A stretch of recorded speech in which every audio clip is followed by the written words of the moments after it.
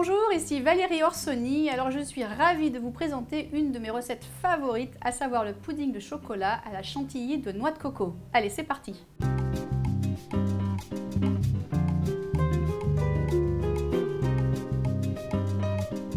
Donc on met l'intégralité du liquide dans une casserole à feu moyen. On y rajoute tout de suite la margarine ou le beurre. Pendant que le beurre va fondre, si on a la chance d'avoir une gousse de vanille, on va l'ajouter. Et on mélange à nouveau jusqu'à ce que le sucre soit bien fondu. S'il reste encore du sucre, on sentira des petits grains.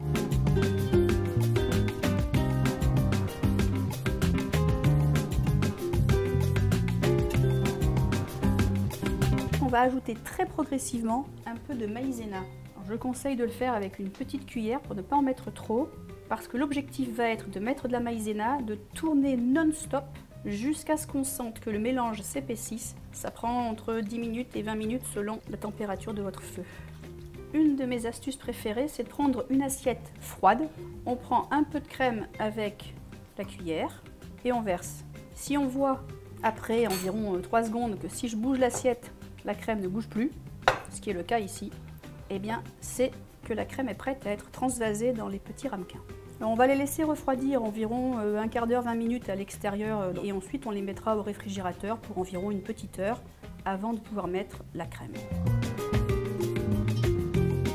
Pour faire la crème chantilly, entre guillemets, qui va aller sur les puddings au chocolat, j'utilise du lait de noix de coco entier, attention pas allégé, que j'ai gardé au réfrigérateur environ 2 à 3 jours.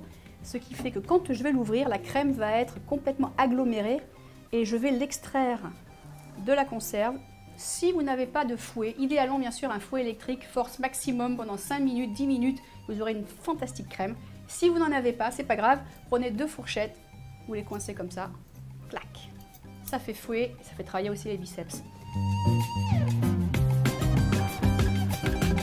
Donc on a notre crème de noix de coco qui a bien refroidi au réfrigérateur depuis un petit bout de temps. Donc on la mélange pour la rendre un peu plus liquide, mais pas trop.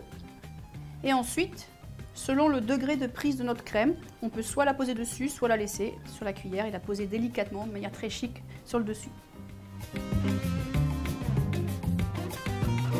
Alors voilà, vous savez faire votre pudding de chocolat à la crème chantilly de noix de coco. Pour plus de recettes, abonnez-vous à Minute Cuisine et retrouvez-moi sur lebootcamp.com. Bon appétit!